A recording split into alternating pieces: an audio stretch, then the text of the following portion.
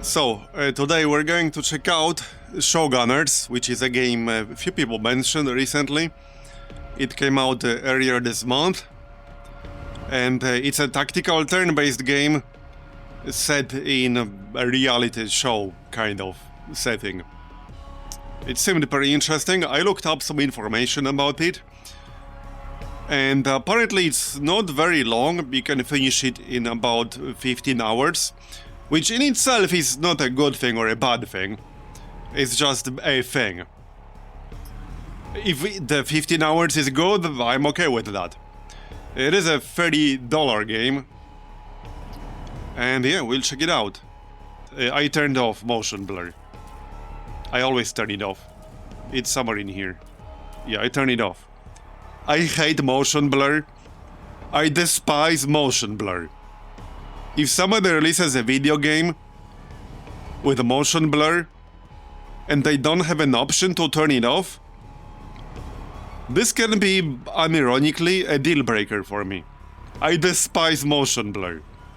There are games I stopped playing or I haven't even started playing because I knew they have unavoidable motion blur. I just never played them because fuck motion blur. All my homies hate motion blur. So that's a message to all the developers out there. Let us turn off motion blur or we riot. Anyway, yeah, it's off. Anyway, yeah, so I actually played a little bit already. And the tactical gameplay seems to be solid. The game does have some, let's say, puzzle elements, which, as you guys know, I love in my video games. That was sarcasm, by the way. But as long as they don't overstate their welcome and don't use like monologic kind of shit, I can tolerate them. Alright, so let's start from the beginning, shall we? So there are 4 difficulty levels and Iron Man. There's also something called Twitch mode, which they recommend to not do until ideally you beat the campaign. Does this game feature pixel hunting? I don't think it does, fortunately. Alright, well, let's just do normal for now. I'm not sure if you can change, like, mid-game. I have not checked that. But let's do normal for now. Right, so like I said, this is a $30 game. You can apparently finish it in around 15 hours, which in itself is not a bad thing. Just something to be aware of. Seems like it would be a good game for like a few weekends or something. And you know, sometimes that's what you need. That's what you want sometimes.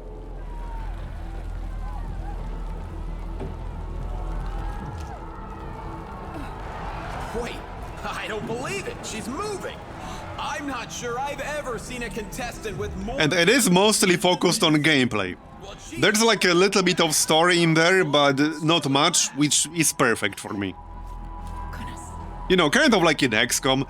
XCOM does have a little bit of story, but it's a game focused primarily on actual gameplay, on tactical gameplay. Which is what I want from my tactical games. Like, that's actually what I want. You can have a story, but it needs to, like, not overstay its welcome. But if I want a story, I play an RPG. So the story shouldn't be, like, too much of the game. Again, I know that's not what everyone expects, but that's my preference. Just to make that clear. And it definitely doesn't overstay its welcome in this game. Yeah, so this is kind of a tutorial. These are like traps you can disarm.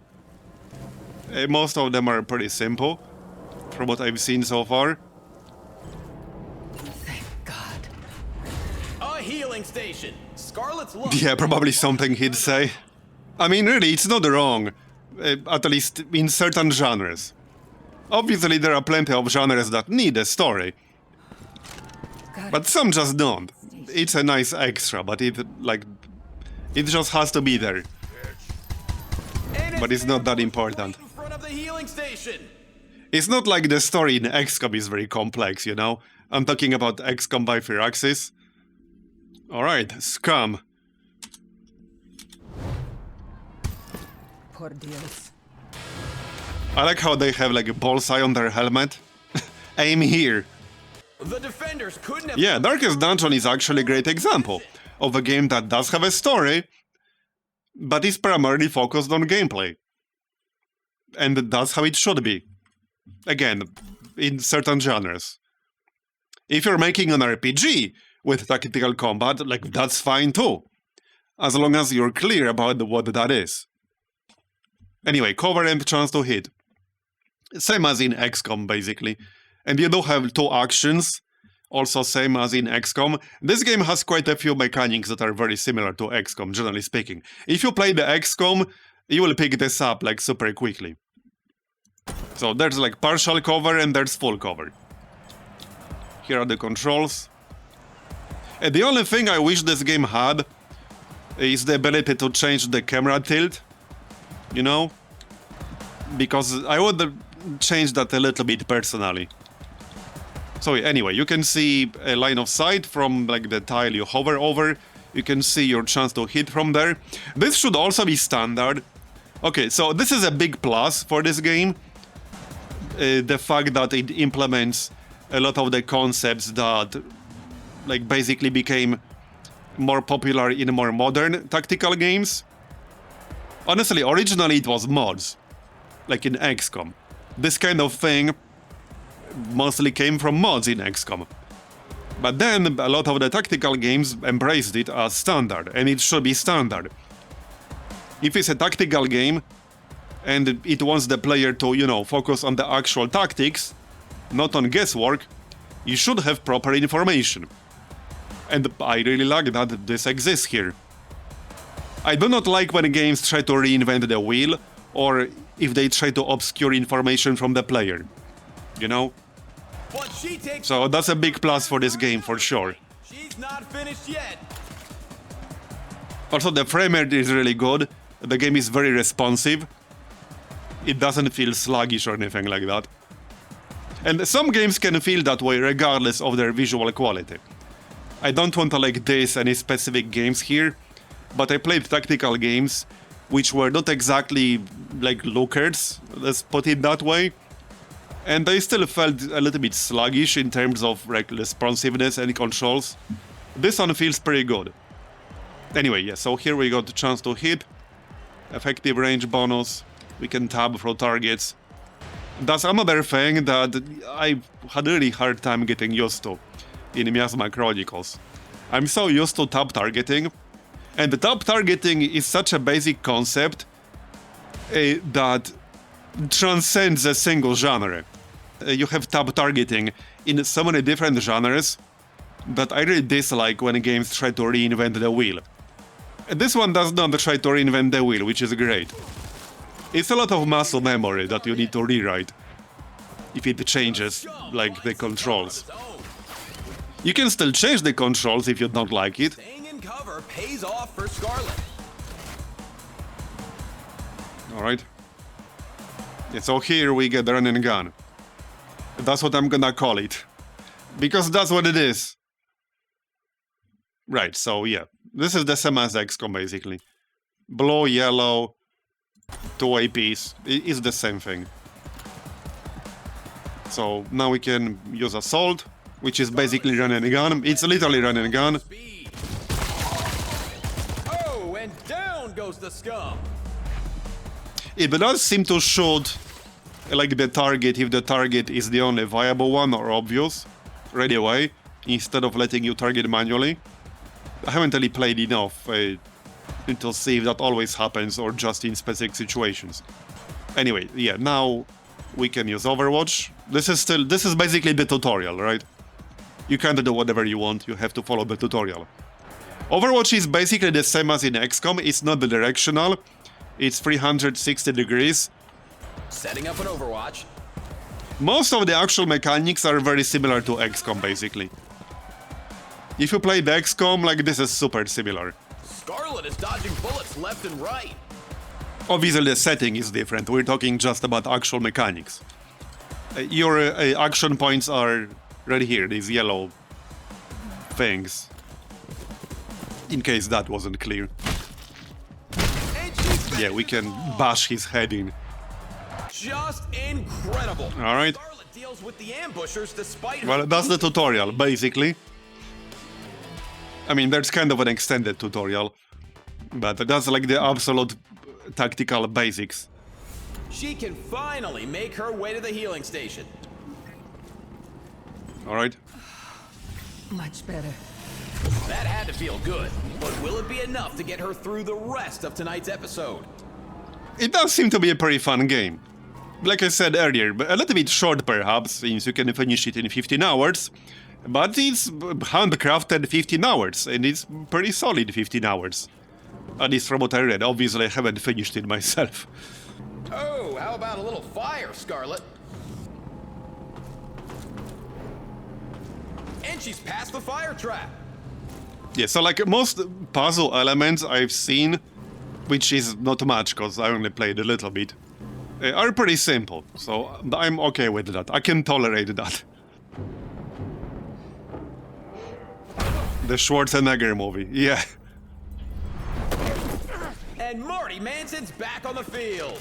They should have like marketed it through that, because the pitch for this game was kind of weird. The pitch for this game was like way worse than the game actually is, in my opinion. What did I tell you about sticking close? Jesus, you look like shit. You okay to fight? Always. All right. Combat arenas. Anyway, here's our buddy.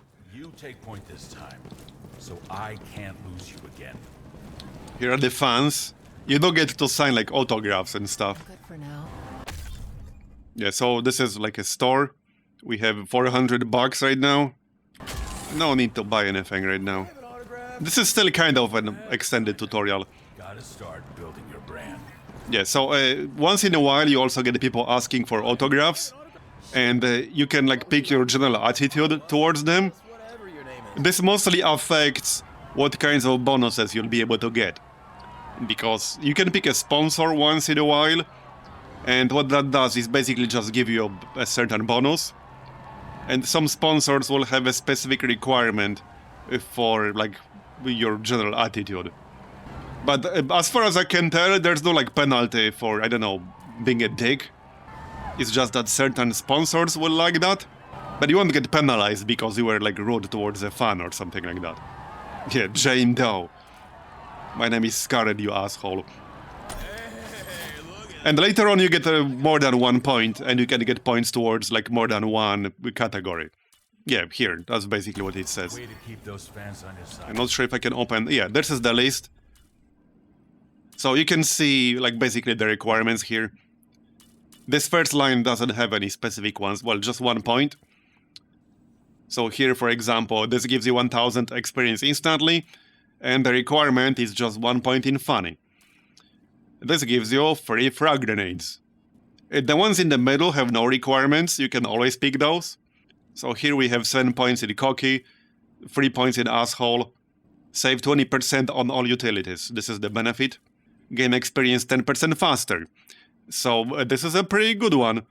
Like the middle one makes you take 30% less damage from traps, which is, I guess, not very relevant if you don't get hit by traps. Just don't get hit by traps, bro. It's easy, just don't get hit. Regenerate experience during exploration, health. Increase all your cash rewards by 10%. Save 30% on all guns. So that's not too bad. Gain plus 10% melee damage for all challengers. Receive an exclusive implant. Plus 1 movement, plus 4 HP regeneration, plus 6 melee damage. Plus 5% chance to hit. Reduce Scarlet's ability cooldowns by 1 turn. So that's always powerful. Especially in like a fairly fast-paced game. And this is a fairly fast-paced game. There's not a lot of stalling in here. You can stall a little bit sometimes, but it's generally quite fast-paced. So this is a nice bonus. So as far as I can tell, like being cocky is a good thing. Gives you some nice bonuses. This is it, Red. You good to go? Yeah. Right, so this is an actual arena up ahead. Challengers are gearing up for tonight's main We event. can check our gear here, not that there's a lot of it right now. There are skill points, right now we have none over here. The most violent inmates We can across equip the a frag grenade, there are implants, but we have none at the moment. challenge. Here are the skills. We don't have any points, so we can't pick anything up over here. Details. Some weapons are particularly strong against certain armor types. Select your equipment based on the enemy armor types for maximum effectiveness. Although, as far as I can tell so far, but again, I only played it for maybe an hour yesterday, just to check it out real quick. As far as I can tell, you can just win for superior firepower, because you will still do good damage if the weapon is like not optimal against some armor type. So it doesn't matter as much. Or let me rephrase this. Not countering armor is not nearly as punishing as it can be in other games. Like, it's good if you do it, but you can just win for superior firepower, as far as I can tell.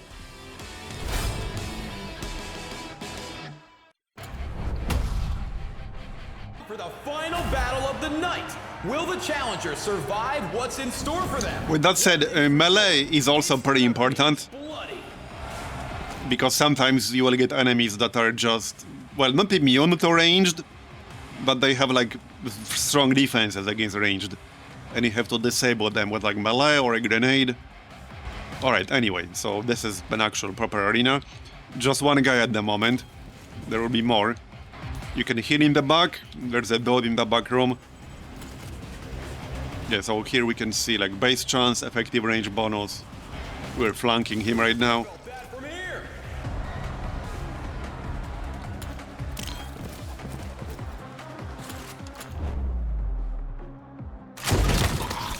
That's A dramatic delay. You can hold F to fast forward, so I like that. I like any game, okay. I like any game, strategy or tactical, that has fast animations already implemented in the game, in some way. Either a toggle or hold something. I really dislike games that make you like watch slow-ass animations the entire time. Because alright, the animations can be cool initially, but once you played the game enough, you just want to go, right? And there are certain games that were pretty bad with this. So big plus for having like zoom mode. I like having zoom mode in my games. Gotta go fast. Right, so yeah, that's just a regular guy again. Wait, was he on Overwatch? Oh yeah, he was, right? Just shot him then. absolutely brutal. Yep, that works. Now I need to move. This is still kind of the extended tutorial. He shoots him down. And the defenders are joined by a Ronin. Super deadly in close quarters with that razor-sharp sword.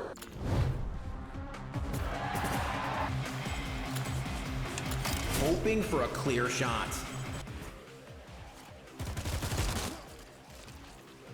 Looks like the There are several good games coming out in the next couple of months or even next week that are on my list.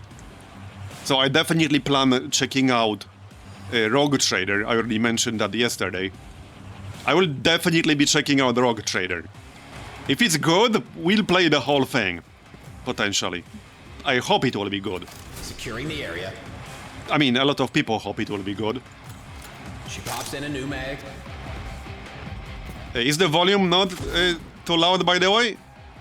I think it's fine, but if it's too loud, let me know. Challengers can use those mobile healing stations, courtesy of Omega Corporation, to patch themselves up during combat. He's trailing blood, I think. Alright, we're not done yet. She loads back Oh yeah, up, some stuff coming in the back. Alright, taking up a defensive position. that's fine. So you can go and use these stations to heal. Some of them can be a little bit out of the way. Here they come. Fresh defenders ready to take down the contestants. And that's a miss. And the gamble pays off. Only 41% from over here. We don't have grenades, but they don't seem to be super common. Well, I mean, you can buy them. It's not like we need one here, to be honest. I'm just gonna, like, make them count to us. Yeah, we finished Phantom Doctrine. So the game had some pretty obvious flaws, but it was an interesting enough game. But if you were looking for like a tactical challenge, Joined by the show director. that's not necessarily what it was. Or let me rephrase this. There were some pretty obvious ways to hardcore cheese that game. But if you didn't do that, it was a fun enough game. It was a little bit buggy here and there, but I found it pretty interesting. Talking about Phantom Doctrine here. That's more like it. Now you've got a better chance of going out with a bang. But if you're like a veteran, a tactical player, don't expect some tremendous challenge from that game, because that's not necessarily what it was. It was just an interesting enough tactical game. Alright, let's just blast them here with a grenade, because why not? Always fun. More explosives. Valen would not be pleased. And that's it. The challengers make it look easy this time. Yeah, I mean, Phantom Doctrine, again, like it wasn't the game of the year or anything like that, but it wasn't a bad game. It was a fun enough game to play through, and it was a pretty interesting setting that's not explored very often. I think, okay, so the biggest thing that the game had going for it was the setting. Maybe it didn't execute it perfectly, but it's a setting that's rarely explored, especially in tactical games. That's one of the reasons why I finished all of it. And that's it, folks. Despite the fact it like wouldn't win any awards for Game of the Year or anything like that. And there were some pretty obvious ways to like hardcore cheese every mission, if you wanted to do that. So if you're a min-maxer, you definitely wouldn't be satisfied with Phantom Doctrine. But if you're not, and you find the setting interesting, I think it was a pretty interesting game. I had enough fun playing it anyway. Enough to finish all of it. Dios mío. I didn't think we'd make it back here alive. We almost didn't. Hey, I started playing games, not even on a PC, but on an 8-bit Atari in the late 80s. As long as the gameplay is good, I don't give a shit about the graphics. The visuals need to be well designed, okay? Which doesn't like mean it needs to be artistically advanced. I care more about visual design than about like fidelity, if that makes sense. Yeah, Atari 800 XL with the indestructible joystick.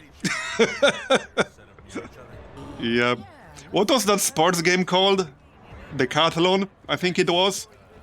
It was like a running competition in there, and you did that just by like jamming your joystick back and forth. And that thing was almost fucking indestructible. Yeah, it was like a Summer Olympics game. You could abuse the joystick pretty hard playing that game, but like at least mine was pretty much nigh indestructible. Miss, your weapons, please. Right. And there were actually so many good games on the 8-bit, like in terms of the concept. I've heard this shit. I remember a lot of them. I don't remember every single title offhand, but I remember so many interesting games from the 8-bit era. And enjoy the quiet. Record a contestant confessional. Or maybe And some of the games from that era were like pretty advanced for like how limited you were on that system. shop with your fellow challengers. Because remember, like this was the 80s. For the next episode, head to your quarters and enter your rejuvenation chamber. It'll help you get in shape to give our loyal audience the show they deserve. And if you manage to survive until the end of the season, I'll look forward to seeing you in person at the award ceremony. Do I know any Jagged Alliance 2 likes out there that are really worth playing? Yeah, unfortunately I kind of don't. It's a bit of an unfilled niche. Because yeah, I just really don't. Looks like a confession. Right, so this is our base, I guess, so to Let's speak. see what we've got here. I never actually killed anyone before that first defender tonight. It was a bit surreal. But they're all here to dodge their death sentences anyway. Murderers and criminals and so forth. So I guess killing them feels okay. Like I'm doing the world a service, you know? If that makes you sleep better at night, sure. Well, you popped your cherry, kid. Survived your first episode. Just barely. Yeah, well, maybe next time you'll stick closer to old Marty. You don't want to go it alone out there. Besides, why wouldn't you want to hang with a former champ? Yeah, about that. You really think you can win this a second time? Not if I have to keep saving your sorry ass from trouble all the time. Now get into your rejuvenation chamber. We need to get patched up for tomorrow night's episode. Right, here's our room. I don't think there's a lot to do here right now, right at the start.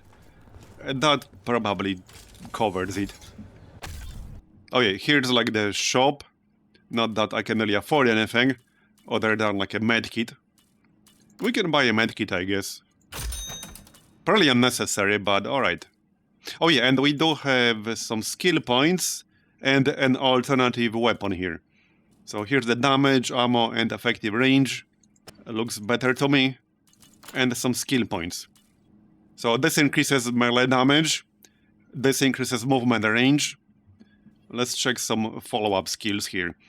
Replenishes 1 AP after killing an enemy with a standard melee attack.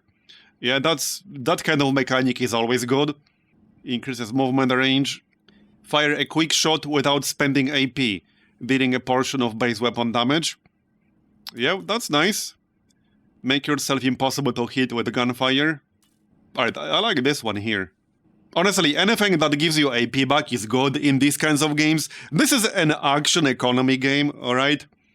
It's an action economy game. Anything that gives you more actions is usually extremely good. Especially if you can get them reliably. Like, that's a universal truth in these kinds of games. So, alright, we'll grab that. And for Morty, he already starts with some skills. Increases melee damage. Fire a shot that stuns the target instead of dealing damage. Always hits. Yeah, I like that kind of mechanic as well. I think we'll just save up for that. Alright. Well, not much else we can do here. We can go sleep.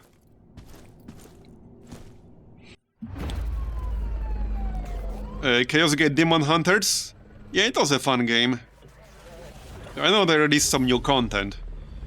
I don't know if I'll have the time to replay it again from zero. The biggest flaw of that game was that it got pretty repetitive pretty quickly with how like long the campaign was.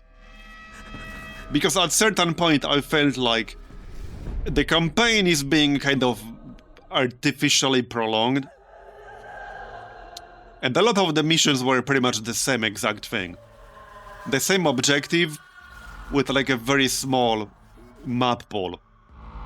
Not sure if they addressed that or not. Oh yeah, we finished the whole thing, it's on YouTube. We finished the whole thing, I have a whole playlist on YouTube. You can probably find it if you look it up.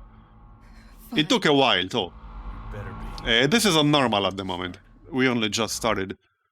But it was definitely a fun enough game. It released roughly at the same time as King Arthur Knight's Tale released into 1.0. And I remember directly comparing the two, because I played them like one after another. And I thought overall, obviously, it's a drastically different setting. But if we focus just purely on the gameplay and nothing else, I actually liked King Arthur Knight's Tale more. They were both solid games, don't get me wrong, they were both solid games. But I actually enjoyed King Arthur Knight's Tale more. I think they have more content coming for that one too. I think I read somewhere that they are working like on a new campaign. But that was a while ago, I don't know what the status of that is. What's this? Hey there, Challenger.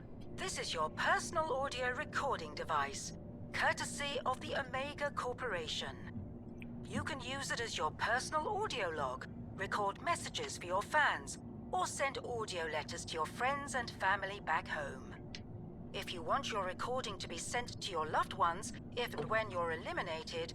And also, the thing with discuss the shipment details. Chaos Gate Demon I Hunters think I'll pass. was that, let's just say, it was not a particularly well-balanced game. And I know balance is hard. However, once you get a proper setup to like chain kills, it's been a while since I played it, but basically it had a mechanic where you could pretty much chain kills to refund your actions. And you can pretty much kill everything in one turn, potentially, if you plan things well enough. You can just chain kills like there's no tomorrow in that game. if you have the proper setup. And once you get the proper setup going, you can get so much momentum that it becomes like pretty hard to lose. So there was, in other words, there was a lot of like action economy cheese in that game. That's what I would call it. And there was some cheese in King Arthur Knight's Tale as well, but not nearly as much. Just about the most cheesy thing was like the Vanguard class, but it was just a strong class, not necessarily some mega cheesy one. So I don't know if they addressed any of that. The funny thing is, okay, you know the funny thing about Chaos Gate Demon Hunters? One of the funniest things was how split the opinions were about the difficulty. If you looked up like user reviews, there were two groups of people. There was a group of people who found the game hilariously easy, and there was a group of people who found it like almost impossibly hard, like super punishingly hard. And these were both valid opinions, because you could get some like insane, tremendous momentum in that game if you like use the right tactics. If you didn't use the right tactics and you didn't chain kills, it was actually pretty damn hard. So these were both valid opinions in a sense. Just from different points of view. Episode 2. Let's see what you've got. Alright. But I did enjoy the fact that the best way to play that game was to play ultra aggressively. That was the best way to play that game. Play ultra aggressively and chain kills to get your actions refunded as much as possible. That was the best way to play it. And you guys know me, I do enjoy that kind of playstyle. Cash prizes, face hardened convicts, and deadly traps in 100% real life or death action. Because what I do in XCOM is maybe not always the best move possible, Former champion Mark but it's often a more fun move. as they prepare to face the extreme dangers of the Old Quarter. Remember, Red, we stick together. It can be fun pulling half the map and then dealing with it in XCOM. And then you're like, I'm not locked in here with you, you're locked in here with me. That's pretty much my style in XCOM, basically. So much for being open 24/7. Looks like the challengers will have to figure out how to get into the Mega Mall. Can't we just knock? Too easy, huh? We can demand to speak with the manager. Can't we do that? I demand to speak with the manager to explain why it's not open.